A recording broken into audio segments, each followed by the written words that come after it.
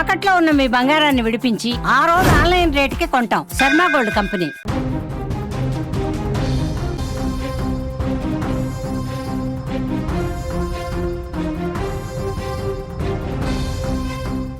Kerala nurse Nimisha Priya చనిపోవటం తప్ప మరో దారి కనిపించట్లేదు.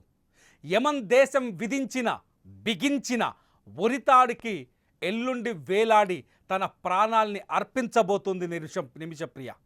నిమిషప్రియని కాపాడేందుకు అన్ని దారులు మూసుకుపోయినట్టుగా తెలుస్తోంది. బ్లడ్ మనీ ఇచ్చేందుకు నిమిషప్రియ కుటుంబం ముందుకు వచ్చినప్పటికీ కూడా అటువైపు నుంచి యమన్ ప్రభుత్వం నుంచి ఎటువంటి రియాక్షన్ రావట్లేదు.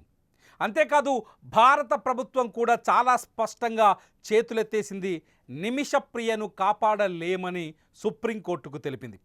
నిమిషప్రియకు ఉరిశిక్షని ఆపలేమని చాలా స్పష్టంగా నిమిషప్రియ ఉరిశిక్షను ఆపాలంటూ కేంద్ర ప్రభుత్వం చర్యలు తీసుకోవాలంటూ సుప్రీంకోర్టులో పిటిషన్ దాఖలైంది జూలై 10వ తేదీన. ఆ పిటిషన్ పైన ఇవాళ కోర్టు విచారణ జరిపింది. కానీ నిమిషప్రియను కాపాడలేమని కేంద్ర ప్రభుత్వం చేతులెత్తేసి చెప్పేసింది. ఈ మాట చెప్పడానికి ఈ మాట వినడానికి చాలా బాధగా ఉంది. ఎందుకంటే నిజానికి నిమిషప్రియ కథ తెలిస్తే మనమందరం కన్నీళ్లు కారుస్తాం. నిమిషప్రియ అన్యాయంగా ఉరిశిక్షకు గురవుతోంది. నిమిషప్రియని అన్యాయంగా యమన్ ప్రభుత్వం ప్రాణాలు తీయబోతోంది. నిమిషప్రియ తనను తాను కాపాడుకోవడానికి చేసిన హత్య ఆమెకు శిక్ష పడేలా మారింది. నిమిషప్రియని కాపాడే దారే లేదా?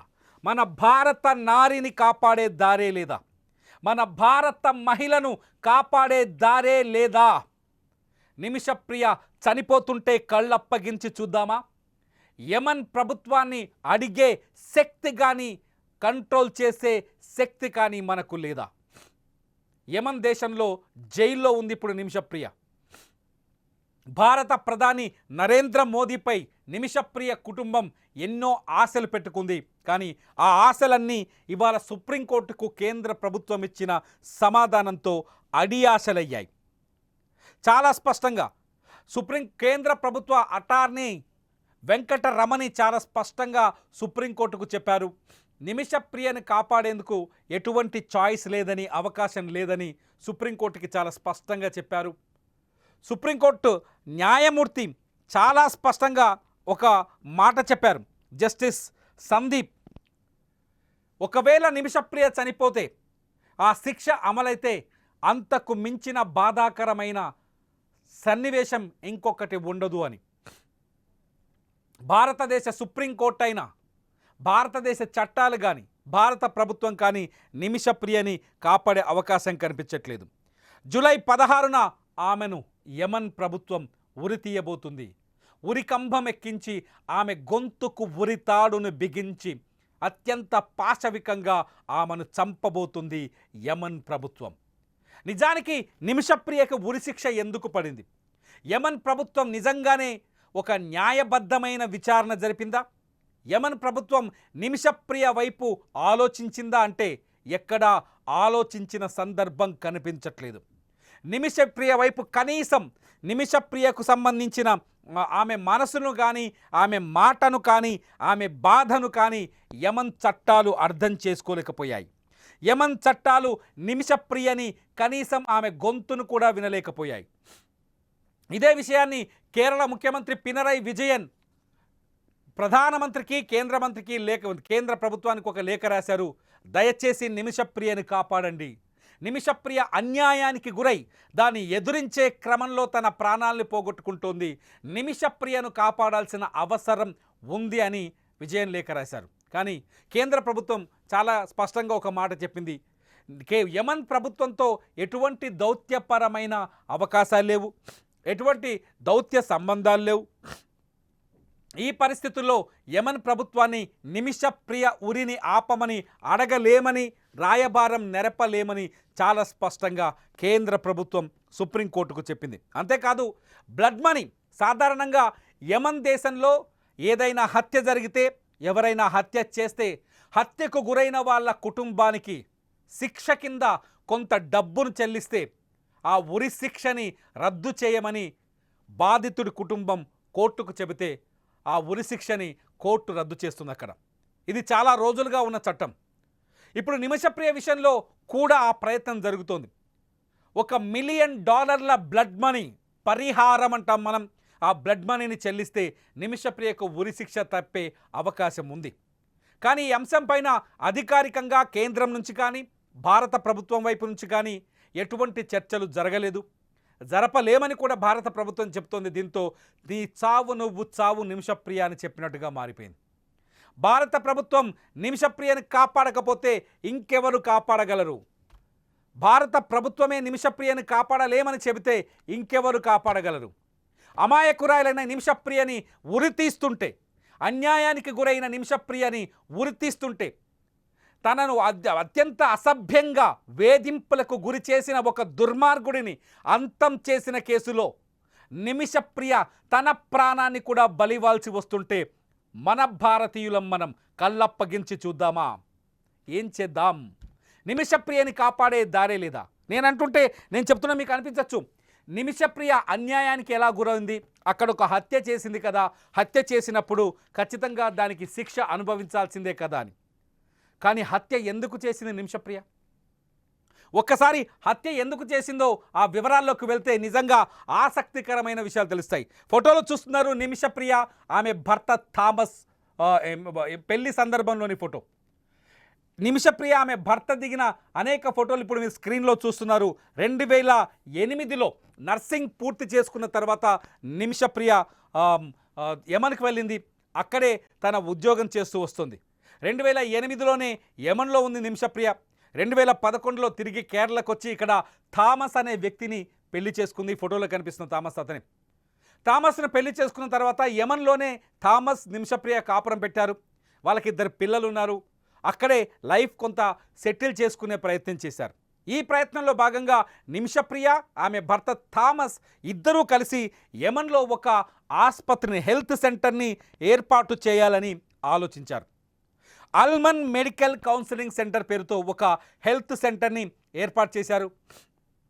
అయితే యమన్ దేశంలో ఒక విదేశీయులు ఒక ఆసుపత్రిని ఓపెన్ చేయాలన్నా, ఒక వ్యాపారం చేయాలన్నా ఆ దేశంలో ఉండే మరో వ్యక్తి భాగస్వామ్యం తప్పనిసరి. ఆ దేశంలో ఉన్న వ్యక్తి కంపల్సరిగా ఆ వ్యాపారంలో భాగస్థుడై ఉండాలి. ఈ నేపథ్యంలోనే తలాల్ అదీబ్ మొహదీ అనే ఒక యమన్ పౌరుడితో వాళ్ళు థామస్ అండ్ నిమిషప్రియ ఇద్దరు వ్యాపారాన్ని భాగస్వామిగా చేర్చుకున్నారు. మొహదీ కొంతకాలం వీళ్ళతో సరిగ్గానే వ్యాపారం చేశాడు. కొంతకాలం వీళ్ళ వ్యాపారం చాలా బాగా కొనసాగింది.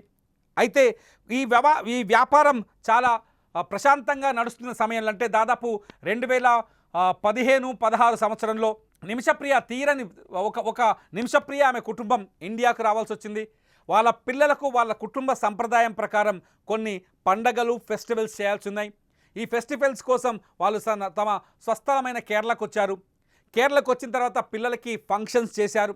ఫంక్షన్ చేసిన తర్వాత తిరిగి నిమిషప్రియ యమన్ వెళ్ళింది. యమన్కు వెళ్ళి మళ్ళీ తన బిజినెస్ని, ఏదైతే వాళ్ళ ఆసుపత్రి ఉంది కదా, అల్మన్ మెడికల్ కౌన్సిలింగ్ సెంటర్, ఈ అల్మన్ మెడికల్ కౌన్సిలింగ్ సెంటర్ని నడిపించాల్సిన అవసరం ఏర్పడింది. దీంతో థామస్ ఆమె 2 పిల్లలు, భర్త థామస్, నిమిషప్రియ 2 పిల్లలు కేరళలోనే, ఇండియాలోనే ఉండిపోయారు. 2016లో నిమిషప్రియ మళ్ళీ యమన్ వెళ్ళింది. యమన్ వెళ్ళిన తర్వాత ఎవరైతే మెహదీ ఉన్నాడో, తలాల్ అదీబ్ మెహదీ, ఎవరైతే ఈ తలాల్ అదీబ్ మెహదీ ఉన్నాడో నిమిషప్రియ పైన కన్నేశాడు. నిమిషప్రియని లైంగికంగా తను లొంగ తీసుకునే ప్రయత్నం చేశాడు. అంతేకాదు చుట్టుపక్కల ఉన్న వాళ్ళకి, తన బంధువులకి, ఆ ప్రాంతంలో ఉండే తెలిసిన వాళ్ళందరికీ నిమిషప్రియ నా భార్య, నిమిషప్రియకు భర్తను నేనే, నిమిషప్రియని ఏలుకుంటుంది నేనే అంటూ ప్రచారం చేయడం మొదలుపెట్టాడు. అంతేకాదు నిమిషప్రియ పాస్పోర్ట్ని, ఆమె దగ్గర ఉన్న దౌత్యపరమైన పత్రాలని, ఆమెకు సంబంధించిన డబ్బుల్ని పూర్తిగా స్వాధీనం చేసుకున్నాడు మెహదీ. స్వాధీనం చేసుకొని నిమిషప్రియ చుట్టూ 4 గోడల బందికాన నిర్మించాడు. నిమిషప్రియని యమన్ నుంచి కదలకుండా చేయాలనుకున్నాడు. దీంతో నిమిషప్రియకి మరణం ఒక్కటే దారిగా కనిపించింది. నిమిషప్రియని కాపాడే పరిస్థితులు, తనను తాను కాపాడే పరిస్థితులు ఎక్కడా కనిపించలేదు ఆమెకి. ఊళ్ళో చూస్తే పిల్లలు, భర్త కేరళలో ఉన్నారు. ఇక్కడ నుంచి తప్పించుకొని ఎలాగైనా తన స్వస్థలానికి వెళ్ళాలని ఒక నిర్ణయం తీసుకున్న నిమిషప్రియ 2017లో ఆమె పైన అఘాయిత్యం వరుసగా జరిగినట్టుగా తెలుస్తుంది. మెహదీ అనేవాడు ఆమె పైన ఆమెని అసభ్యకరంగా లైంగికంగా వేధించినట్టు కూడా కొంత సమాచారం ఉంది. నిమిషప్రియ కుటుంబ సభ్యులు చాలా స్పష్టంగా చెప్తున్నారు, ఎవరైతే అదీబ్ మెహదీ ఉన్నాడో వాడు నిమిషప్రియని అన్యాయంగా అత్యంత అశ్లీలకరంగా అసభ్యకరంగా ఆమెను వేధింపులకు గురి చేశాడు. ఆమె డబ్బుల్ని లాక్కున్నాడు, ఆమె పత్రాల్ని లాక్కున్నాడు, ఆమె పాస్పోర్ట్ని లాక్కున్నాడు. సో అటువంటి వాడిని వదిలించుకోవడం కోసం నిమిషప్రియ ఒక చిన్న భయంకరమైన సాహసం చేసింది. ఆ సాహసమే మెహదీని అంతమొందించడం. 2017లో బేసిక్గా నిమిషప్రియ ఖచ్చితంగా నర్స్ కాబట్టి ఆమెకు అన్ని విషయాలు తెలుసు కాబట్టి 2017లో అతను నిద్రిస్తున్న సమయంలో ఒకానొక రోజు అతను నిద్రిస్తున్న సమయంలో కొంత మత్తుమందు ఇచ్చింది. ఇంజెక్షన్ ద్వారా మత్తుమందు ఇవ్వడంతో అతను నిద్రలోకి జారుకున్న తర్వాత అతని దగ్గరున్న తన పత్రాలను పాస్పోర్ట్ను స్వాధీనం చేసుకొని అక్కడి నుంచి పారిపోవాలనుకుంది, పరారవ్వాలనుకుంది. ఈ నేపథ్యంలోనే అదీబ్ మెహదీకి ఒక మత్తుమందు ఇంజెక్షన్ ఇచ్చింది. కాకపోతే అది ఎక్కువ డోస్ అయింది. నిజానికి అతను మత్తులోకి జారుకున్నాక తన పత్రాలు తీసుకోవాలనుకుంది, కానీ అది డబల్ డోస్ అవ్వడంతో అదీబ్ మెహదీ అక్కడే ప్రాణాలు విరిచాడు. దీంతో డెడ్ బాడీని దాచిపెట్టడం నిమిషప్రియకి అతిపెద్ద కష్టంగా మారింది. ఒక్క ఆడది తనను తాను కాపాడుకోవడానికి, తన ఒక రాక్షసుడి చెర నుంచి బయటపడడానికి, తనను తాను కాపాడుకొని తన పిల్లల దగ్గర రావడానికి తను చేసిన ఒక సాహసం అది ప్రమాదంగా మారిపోయి వాడి ప్రాణాలు పోయాయి. ఈ సమయంలో నిమిషప్రియ తీసుకున్న ఒకటే నిర్ణయం, ఆ డెడ్ బాడీని ఎలాగైనా దాచిపెట్టాలని. దాచిపెట్టడం కోసం నిమిషప్రియ ఆ డెడ్ బాడీని తీసుకెళ్లి ఆసుపత్రి పైనున్న వాటర్ ట్యాంకులో పడేసింది. ఆ తర్వాత తన పాస్పోర్టు, ధృవపత్రాలు, డబ్బులు తీసుకొని సౌదీకి పారిపోయేందుకు ప్రయత్నించింది. సౌదీకి పారిపోతూ దురదృష్టవశాత్తు పోలీసులకు దొరికిపోయింది నిమిషప్రియ. ఏడాది పాటు కేసు విచారణ జరిగింది. నిమిషప్రియకు 2018లో యమన్ కోర్టు మరణశిక్ష విధించింది. రేపు ఈ 25 జూలై 16వ తేదీ అంటే ఇవాళ కాకుండా ఇంకొక 48 గంటల తర్వాత నిమిషప్రియని చంపేయబోతుంది యమన్ ప్రభుత్వం. కోర్టు విధించిన శిక్ష ప్రకారం నిమిషప్రియ గొంతుకి ఉరితాడును బిగించి ఆమె శ్వాసని తీయటం అక్కడి చట్టం చెబుతోంది. నిమిషప్రియ ప్రాణాలు తీయడానికి అక్కడి చట్టం అన్ని ఏర్పాట్లు పూర్తి చేసింది.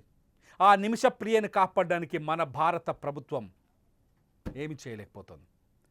ఎంతో మందిని కాపాడిన భారత ప్రభుత్వం పైన నిమిషప్రియ కుటుంబం ఎన్నో ఆశలు పెట్టుకుంది. యమన్ ప్రభుత్వంతో చర్చలు జరిపి ఎలాగైనా ఆమె ఉరిశిక్షను తప్పించే ప్రయత్నం చేస్తుందని నిమిషప్రియ కుటుంబం కళ్ళలో ఒత్తులేసుకొని చూసింది. సుప్రీంకోర్టుకు వెళ్ళింది, కేరళ ప్రభుత్వం దగ్గరికి వెళ్ళింది. 2018 నుంచి వరుసగా ప్రయత్నాలు చేస్తూనే వస్తుంది. మీడియాలో అనేక కథనాలు వచ్చాయి. నిమిషప్రియ కథల గురించి, కన్నీళ్ల గురించి అనేక మీడియా సంస్థలు వార్తలు రాశాయి. కానీ కేంద్ర ప్రభుత్వం అర్థం చేసుకోలేకపోయిందో, లేకపోతే అవకాశం లేక చేతులు ఎత్తేయాల్సి వచ్చిందో అర్థం కాని పరిస్థితి. భారత ప్రభుత్వం అలా చేస్తుందని ఎవరు అనుకోరు, కానీ ఇక్కడ తప్పలేదు. ఇవాళ సుప్రీంకోర్టుకు చెప్పిన మాటలను బట్టి చూస్తే నిమిషప్రియని కాపాడలేమని చెప్పడంతో ఒక్కసారిగా ఆ కుటుంబం కోర్టు బయటే కుప్ప కూలిపోయింది, బోరున విలపిస్తోంది. ఒక సామాన్యుని ప్రాణాల్ని, అన్యాయానికి గురైన ఒక మహిళ ప్రాణాల్ని, లైంగిక వేధింపులు, లైంగిక దాడులకు పాల్పడుతూ ఇంట్లో నిర్బంధించి అఘాయిత్యానికి పాల్పడుతున్న ఒక రాక్షసుడి చెరని తప్పించుకోవడానికి అతన్ని అంతమొందించిన నిమిషప్రియది తప్పవుతుందా? మన చట్టాలు, మన భారతదేశంలో ఇది తప్పు కాదేమో ఒక్కొక్కసారి అనిపిస్తుంది. కానీ యమన్లో అక్కడి రాక్షస ప్రభుత్వం కఠినమైన శిక్షలు విధిస్తోంది, శిక్ష విధించింది.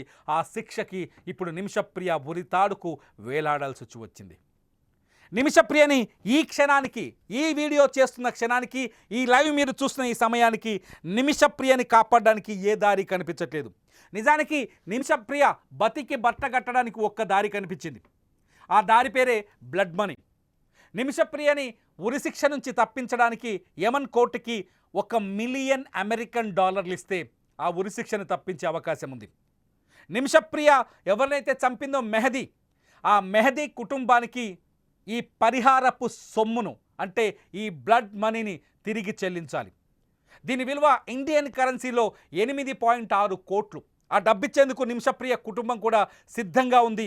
కోర్టు కూడా కేంద్రం ఆ డబ్బును భరించాల్సిన పని లేదు, చర్చలు జరిపితే చాలు ఆ డబ్బును మేము చెల్లిస్తామని చెప్పింది. నిమిషప్రియ ప్రాణాలు కాపాడేందుకు 8.6 కోట్ల రూపాయల మనీని కూడా సిద్ధం చేసుకుంది ఆమె కుటుంబం. కానీ ఆ డబ్బుని ప్రైవేట్గా కొంత రాయబారం నడిపే ప్రయత్నం చేసింది. యమన్లో ఆ బాధితుడి కుటుంబంతో మాట్లాడే ప్రయత్నం చేసింది.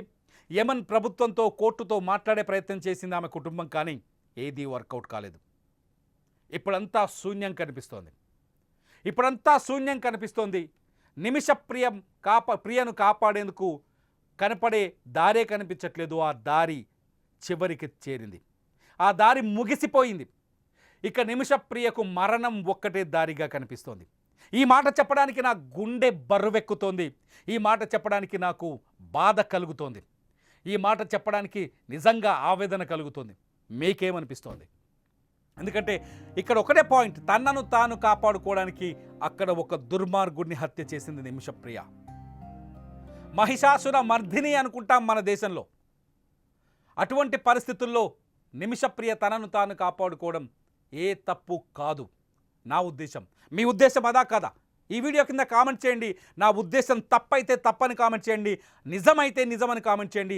మీ అభిప్రాయాన్ని మాత్రం ఈ వీడియో కింద రాయండి. చూస్తూనే ఉండండి లైవ్ అప్డేట్స్ కోసం. నిమిషప్రియ ఉరిపైన వరుస కథనాల్ని Suman TV live, Suman TV digital live మీకు ప్రసారం చేయబోతుంది. ప్రతి అప్డేట్ని మీకు అందించబోతుంది. చూస్తూనే ఉండండి సుమన్ టీవీ లైవ్.